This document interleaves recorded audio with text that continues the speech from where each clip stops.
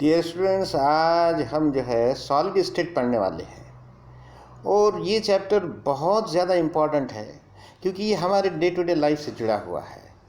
Solid state, सबसे पहले तो हम देखेंगे कि सॉलिड स्टेट यानी यहाँ पर एक्चुअली हम किसकी बात कर रहे हैं। कोई भी सब्सटेंस हो उसके तीन स्टेट होते हैं, सॉलिड, लिक्विड और gas. As you know, matter is divided into three states. What do you mean by matter? Anything which has mass and which occupies space is called as matter.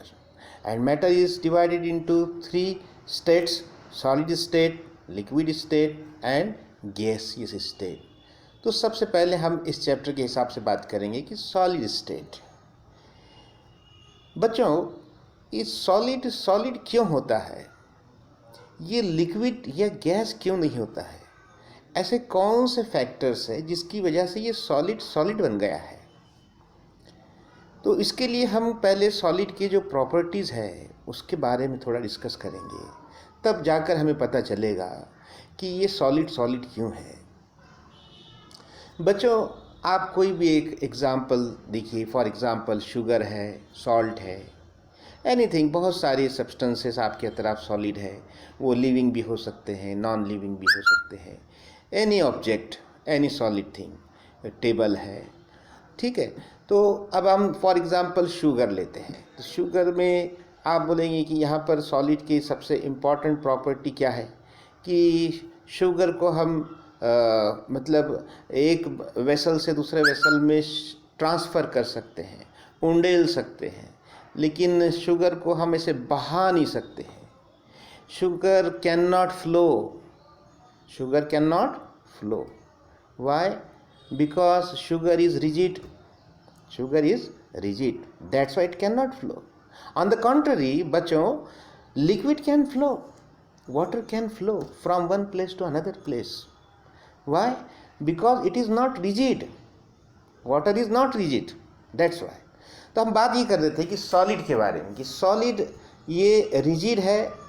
अब ये rigid क्यों है कि देखो, इसका structure अगर आप ध्यान से देखोगे तो इसका स्ट्रक्चर जो है कॉम्पैक्ट है। Compact what do mean compact? यहाँ पर उसके जो पार्टिकल्स है वो एक दूसरे के बहुत करीब है, बहुत नज़दीक है। They are very close to each other.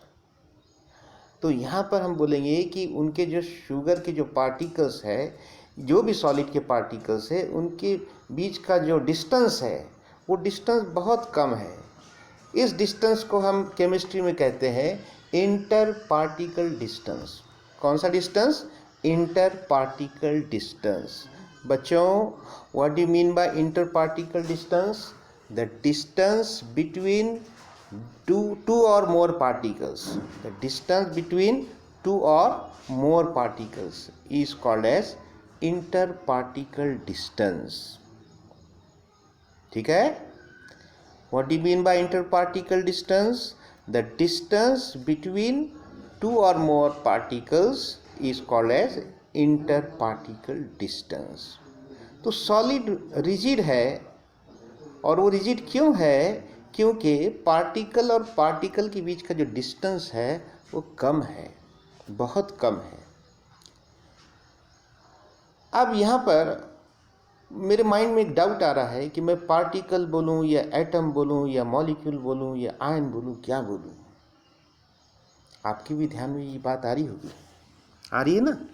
हाँ। तो इसमें एक बात मैं बोलूँगा आपको कि इस चैप्टर के लिहाज से, इस चैप्टर के हिसाब से पार्टिकल किसे कहा जाएगा?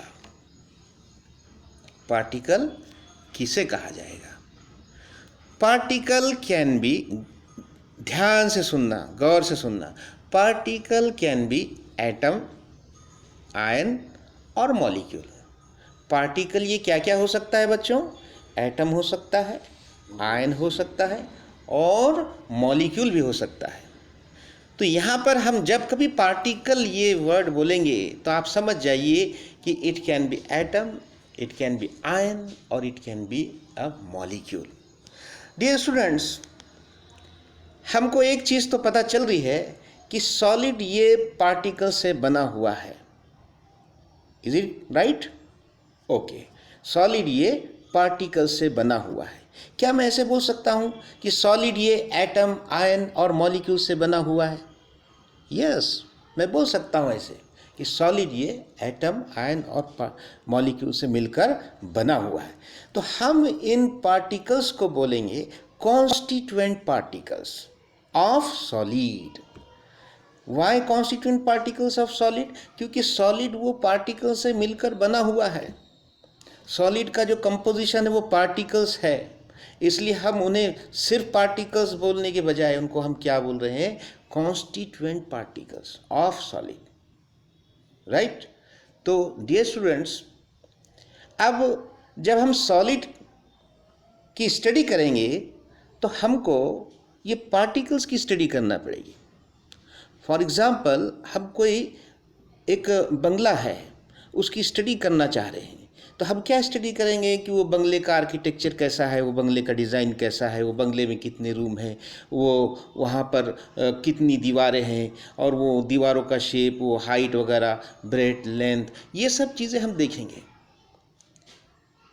तो हमको जब सॉलिड की स्टडी करना पड़ेगी तो वो पार्टिकल की अरेंजमेंट कैसी है।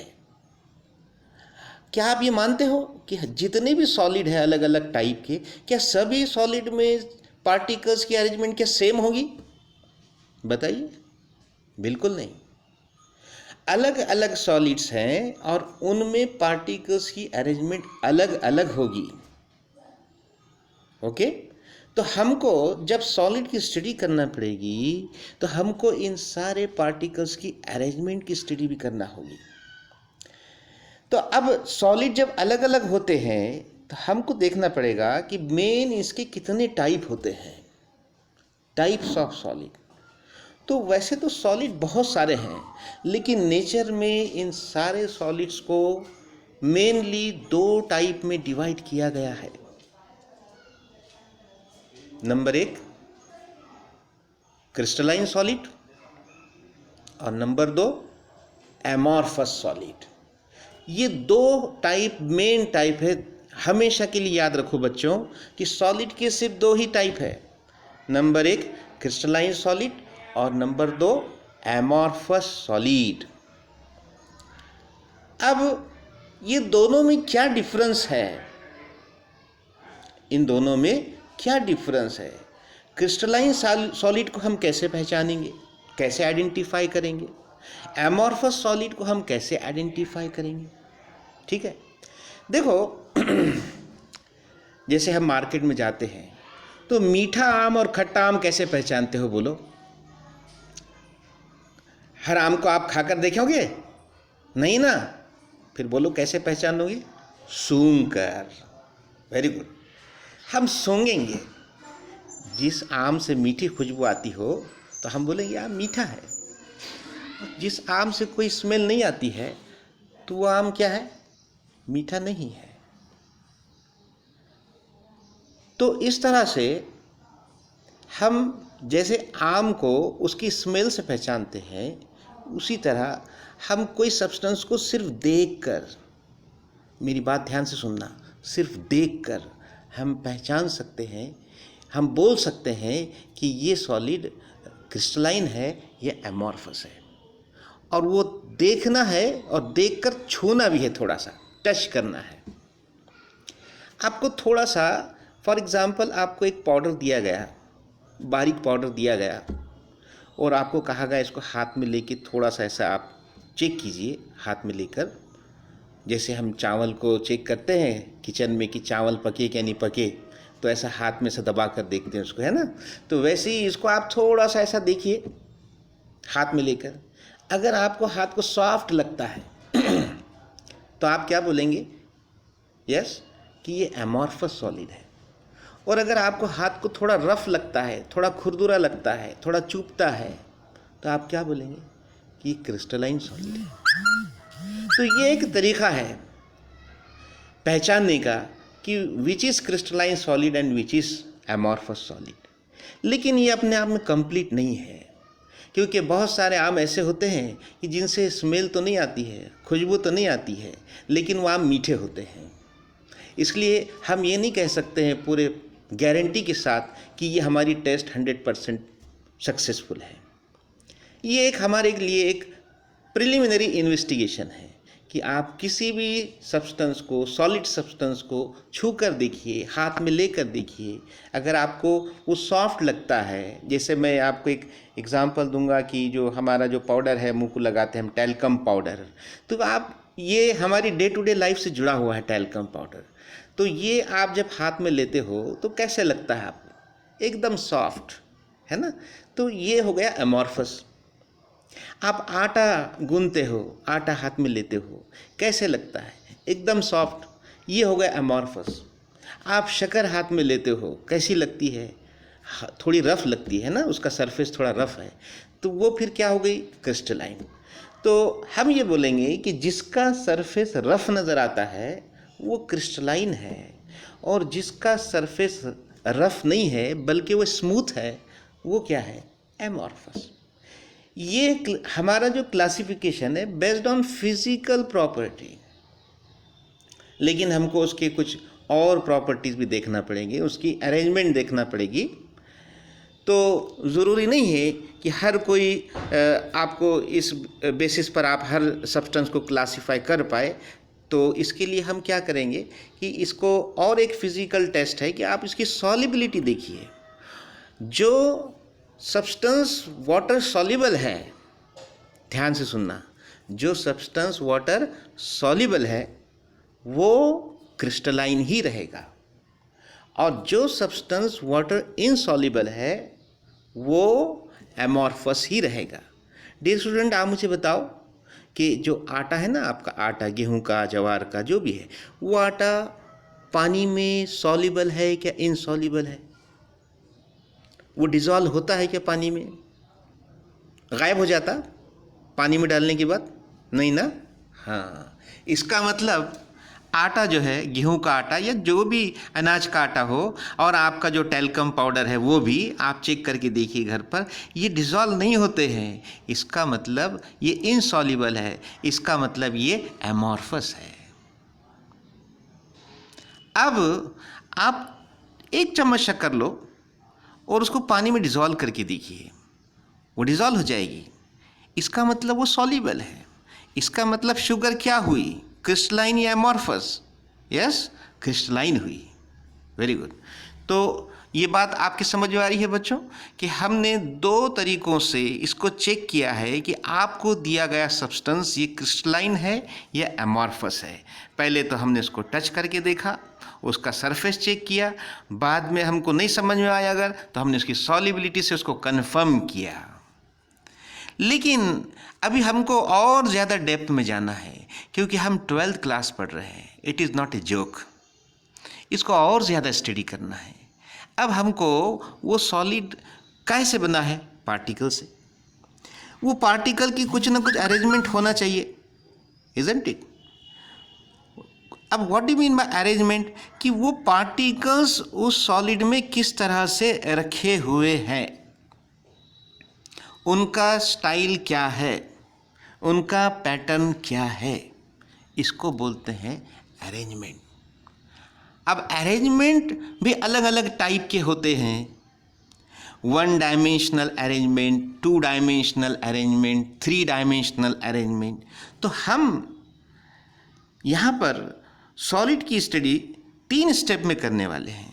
हमको 1 डायमेंशनल अरेंजमेंट क्या होती है वो भी देखना है, 2 डायमेंशनल अरेंजमेंट क्या होती है वो भी देखना है, 3 डायमेंशनल अरेंजमेंट क्या होती है वो भी देखना है। ओके, तो बच्चों थोड़ा ये पेज पर आते हैं। देखिए यहाँ पर क्या बताया गया है आपको। Types of solid, there are 2 types of solids, namely crystalline solids and amorphous solids. अब क्रिस्टलाइन सॉलिड्स के कुछ प्रॉपर्टीज़ यहाँ पर दिए गए हैं। सबसे पहली प्रॉपर्टी जो बताई गई है, there is a regularity and periodicity. इसको अंडरलाइन करो बच्चों, regularity and periodicity in the arrangement of constituent particles in crystalline solids. The ordered arrangement of particles extend over a long range. Underline this word, long range. तो क्या बोल रहा है ये कि क्रिस्टलाइन सॉलिड के जो पार्टिकल्स है उनकी अरेंजमेंट में रेगुलरिटी है। उनके अरेंजमेंट में क्या है? रेगुलरिटी है। मतलब उनकी अरेंजमेंट में कोई इर्रेगुलरिटी मौजूद नहीं है, पूरी अरेंजमेंट रेगुलर है। मतलब पार्टिकल के बाद पार्टिकल, पार्टिकल के बाद पार्टिकल, पार्टिकल के बाद पार्टिकल, एक सीक्वेंस मेंटेन की जा रही है। और पीरियोडिसिटी है। अब पीरियोडिसिटी का मतलब ये हुआ कि फॉर एग्जांपल एक अभी सॉलिड में दो टाइप के पार्टिकल ऐसे कंसिडर कीजिए, एक छोटा पार्टिकल, एक बड़ा पार्टिकल है। तो अब अरेंजमेंट में कैसे होगा कि एक छोटा पार्टिकल आएगा, उसके बाजू में बड़ा पार्टिकल आएगा, उसके बाजू और छोटा पार्टिकल आएगा, उसके बाजू बड़ा पार्टिकल आएगा, उसके बाजू छोटा पार्टिकल आएगा। मतलब हर छोटे पार्टिकल के बाद बड़ा पार्टिकल आएगा, ओके? और हर बड़े पार्टिकल के बाद छोटा पार्टिकल आएगा, राइट? इसको कहा जाता है बच्चों पीरियोडिसिटी। तो ये रेगुलरिटी और पीरियोडिसिटी, ये दो वर्ड्स हमारे लिए बहुत इंपॉर्टेंट है कि रेगुलर पार्टिकल्स की अरेंजमेंट रेगुलर होना चाहिए और पार्टिकल्स की अरेंजमेंट पीरियोडिक होना चाहिए। और ये रेगुलर अरेंजमेंट और ये पीरियोडिक अरेंजमेंट लॉन्ग रेंज होना चाहिए। इसका मतलब बहुत दूर तक ऐसा ही नज़र आना चाहिए। ऐसा नहीं कि आपने थोड़ा डिस्टेंस पर आपने देखा कि रेगुलर अरेंजमेंट है, फिर थोड़े से डिस्टेंस के बाद अरेंजमेंट इरेगुलर हो गई, फिर उसके बाद रेगुलर हो गई, ऐसे नहीं चलेगा। यहाँ से वहाँ तक जितना भी उसका स्ट्रक्चर है, जितने भी उस सॉलिड की बॉडी है, पूरे बॉडी में उसका अरेंजमेंट रेगुलर और पीरियोडिक नज़र आना चाहिए। बच्चों दूसरा पॉइंट आप देखिए, crystalline solids have sharp melting point, that is they melt at a definite temperature। अब इसको हम एक एग्जाम्पल के जरिए समझेंगे। देखो ऑक्जेलिक एसिड ये क्रिस्टलाइन सॉलिड है और इसका मेल्टिंग पॉइंट एग्जैक्ट रहेगा। कैसा रहेगा? एग्जैक्ट। फॉर एग्जाम्पल हम कंसिडर करते हैं कि 63 डिग्री सेल्सियस, तो वो 63 डिग्री सेल्सियस पे वो मेल्ट होना ही होना है। ऐसे नहीं होगा कि 63.5 पर वो मेल्ट हो रहा है, ये 62.5 पर वो मेल्ट हो रहा है, ऐसे बिल्कुल नहीं होगा। वो एग्जैक्ट 63 पर ही मेल्ट होगा, कंप्लीटली मेल्ट हो जाएगा। इसे कहते हैं शार्प मेल्टिंग पॉइंट। हम कहते हैं कि आज ट्रेन बहुत शार्प टाइम पर आई है। शार्प टाइम पर आई है मतलब जो उसका शेड्यूल्ड टाइम है उसी टाइम पर आई है, ना लेट आई है ना बिफोर आई है। इसे कहा जाता है शार्प। तो शार्प मेल्टिंग पॉइंट होता है। यहाँ पर कोई रेंज नहीं होता है। हम ऐसे नहीं बोल सकते कि ऑक्जेलिक एसिड 60 से 65 डिग्री सेल्सियस के बीच में कहीं भी मेल्ट हो सकता है, ऐसे नहीं बोल सकते। उसका एक फिक्स पॉइंट है कि 63 डिग्री पर ही वो मेल्ट होगा, ना उसके पहले मेल्ट होगा ना उसके बाद मेल्ट होगा। चलिए देखते हैं तीसरा point. All crystalline substances except those having cubic structure are anisotropic. Underline this word, anisotropic. In other words, their properties like refractive index, thermal and electrical conductivity are different in different directions। बच्चों इसका क्या मतलब हुआ?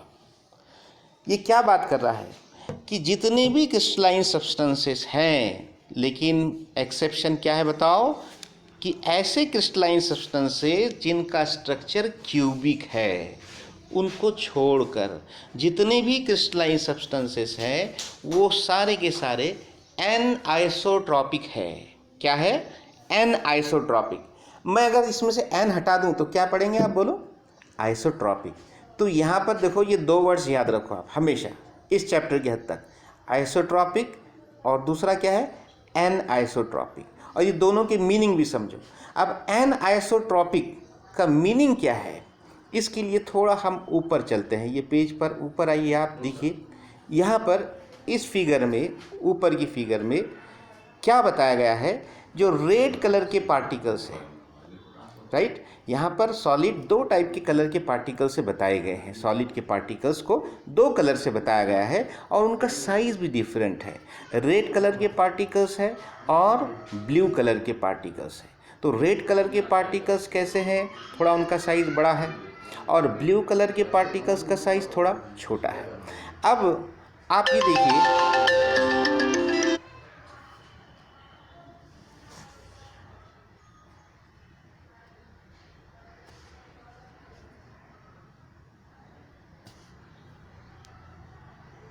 अब आप ये देखिए कि यहाँ पर एक लाइन हमने ड्रॉ की है, वो लाइन का नाम है AB। ये लाइन आप ध्यान से देखिए कि सिर्फ रेड पार्टिकल्स को इंटरसेक्ट कर रही है। ये लाइन सिर्फ रेड पार्टिकल के ज़रिए जा रही है, ओके। अब और एक लाइन हमने ड्रॉ की, उस लाइन का नाम हमने क्या रखा, CD। इस लाइन की खास बात क्या है कि ये लाइन जो है सिर्फ ब्लू पार्टिकल्स से पास हो रही है। ये ब्लू पार्टिकल जो छोटे साइज़ के पार्टिकल है उनसे इंटरसेक्ट होकर जा रही है, ओके। और एक लाइन हमने ड्रॉ की है, वो लाइन का नाम हमने क्या रखा है, EF। ये लाइन किसको किसको इंटरसेक्ट कर रही है, देखिए ये रेड पार्टिकल्स को भी इंटरसेक्ट कर रही है और ब्लू पार्टिकल्स को भी इंटरसेक्ट कर रही है। कहने का मतलब यहाँ पर जैसे जैसे आप डायरेक्शन, ये लाइंस हमको सिर्फ लाइन नहीं है बल्कि ये डायरेक्शंस है। आपने पहली जो लाइन मतलब AB लाइन देखी, ये AB डायरेक्शन है। इस डायरेक्शन में अरेंजमेंट आपको कैसी नज़र आ रही है पार्टिकल्स की, सिर्फ रेड कलर के बड़े साइज़ के पार्टिकल्स यहाँ पर प्रेजेंट है। आप डायरेक्शन चेंज कर दिए, आपने डायरेक्शन AB से आप किधर चले गए, CD में। तो इस डायरेक्शन में आपको कौन से पार्टिकल्स दिख रहे हैं, ब्लू कलर के पार्टिकल्स दिख रहे हैं, और सिर्फ स्मॉल साइज़ के पार्टिकल्स, सेम पार्टिकल्स। लेकिन देखो AB और CD में क्या डिफरेंस है। AB इस डायरेक्शन में सिर्फ और सिर्फ रेड कलर के बिग साइज पार्टिकल्स है, और CD इस डायरेक्शन में सिर्फ और सिर्फ ब्लू साइज़ के स्मॉल साइज पार्टिकल्स है। लेकिन अगर आपने डायरेक्शन थोड़ी टिल्टेड कर दी है तो EF डायरेक्शन में आप देखिए कि यहाँ पर दोनों टाइप के पार्टिकल्स हमको नज़र आ रहे हैं, रेड कलर के बिग साइज पार्टिकल्स और ब्लू कलर के स्मॉल साइज पार्टिकल्स। यहाँ पर डियर स्टूडेंट, यहाँ लिखा है कि observe the above figure carefully, the two types of circles in this figure represent two types of constituent particles of A solid. Will you call the arrangement of particles in this solid regular or irregular? बहुत प्यारा सवाल पूछा गया है कि आप इस arrangement को क्या बोलोगे, रेगुलर बोलोगे या इरेगुलर बोलोगे? बताओ बच्चों, क्या बोलोगे? आपको कैसी नज़र आ रही है अरेंजमेंट? कोई आपको इरेगुलरिटी नज़र आ रही है? देखो, जो रेड पार्टिकल्स है, रेड सर्कल्स, वो वर्टिकल मैनर में आप देखो पूरे एक ही लाइन में है। उसके बाजू लाइन किसकी है, ब्लू कलर की है। उसके बाजू किसकी लाइन है, रेड की है। उसके बाजू कैसी है, ये बिल्कुल वैसे ही जैसे आप प्रेयर में बाहर खड़े होते हो।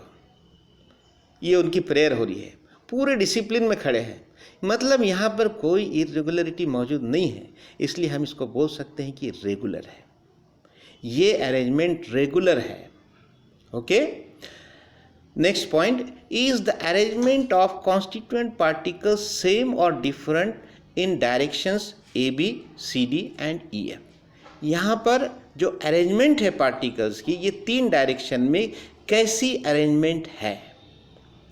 तो अरेंजमेंट आप AB में देखेंगे तो सिर्फ आपको रेड सर्कल दिख रहे हैं, आप CD में देखेंगे सिर्फ आपको ब्लू सर्कल दिख रहे हैं, आप EF में देखेंगे आपको रेड भी दिख रहे हैं, ब्लू भी दिख रहे हैं। इसका मतलब यहाँ पर अरेंजमेंट अलग अलग डायरेक्शन में अलग अलग है।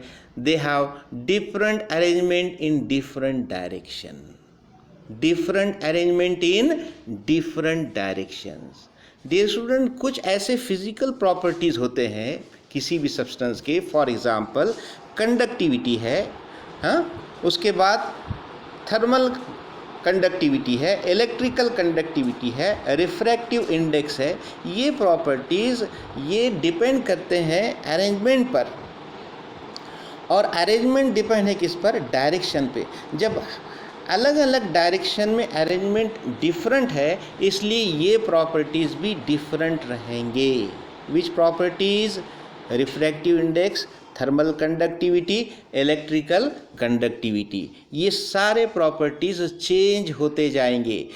यानी मैं थोड़ा और डिटेल में बताऊंगा कि जब आप डायरेक्शन चेंज करोगे, समझो यहाँ पर ए बी डायरेक्शन है, इस डायरेक्शन में थर्मल कंडक्टिविटी की वैल्यू अलग होगी, डायरेक्शन सी डी में थर्मल कंडक्टिविटी की वैल्यू अलग होगी, डायरेक्शन ई एफ में थर्मल कंडक्टिविटी की वैल्यू अलग होगी। और एक एग्जांपल देखते हैं, रिफ्रैक्टिव इंडेक्स। यहाँ पर रिफ्रैक्टिव इंडेक्स की वैल्यू भी चेंज होते जाएगी। ए डायरेक्शन ई बी में उसकी वैल्यू अलग होगी, डिफरेंट होगी, डायरेक्शन सी डी में डिफरेंट होगी, और डायरेक्शन ई एफ में भी उसकी वैल्यू डिफरेंट होगी। तो ये है, this property is called as anisotropy. What do you mean by anisotropy or anisotropic phenomenon? When property of crystalline solid, physical properties of crystalline solid changes with direction. इसका मतलब क्या हुआ कि जब डायरेक्शन चेंज होगी तो ये इन फिजिकल प्रॉपर्टीज़ की वैल्यू भी चेंज होगी। इसी फिनोमिनन को कहा जाता है एनआइसोट्रॉपिक या एनआइसोट्रॉपी। जितने भी क्रिस्टलाइन सॉलिड्स है ये सब एनआइसोट्रॉपिक का फिनोमिनन शो करते हैं। लेकिन यहाँ पर सिर्फ एक्सेप्शन क्या है कि ऐसे क्रिस्टलाइन सब्सटेंस जिनका क्यूबिक स्ट्रक्चर है, हम बाद में देखने वाले हैं क्यूबिक स्ट्रक्चर कैसा होता है, तो वो सिर्फ एनआइसोट्रॉपी शो नहीं करते, बाकी जितने भी क्रिस्टलाइन सब्सटेंसेस है वो सब एनआइसोट्रॉपी शो करते हैं। अब क्रिस्टलाइन सॉलिड्स के जो एग्जाम्पल्स हैं, हम क्या क्या एग्जाम्पल्स यहाँ पर कोट कर सकते हैं। हमारी डे टू डे लाइफ में सबसे इम्पॉर्टेंट एग्जाम्पल हम क्या दे सकते हैं कि सॉल्ट है, शुगर है, आइस है, मेटल्स जितने भी मेटल्स है, सोडियम, गोल्ड, कॉपर, ये सब आ गए। फिर उसके बाद नॉन मेटल मटेरियल्स है, जैसे डायमंड है, ग्राफाइट है, सिरेमिक्स है, ये सब क्रिस्टलाइन सॉलिड के एग्जाम्पल्स दिए गए हैं। बच्चों, आज के लिए इतना ही। आप इस पैराग्राफ को और पढ़ेंगे और जो इम्पोर्टेंट पॉइंट्स बताए गए हैं आप इसको अंडरलाइन करेंगे। Thank you very much.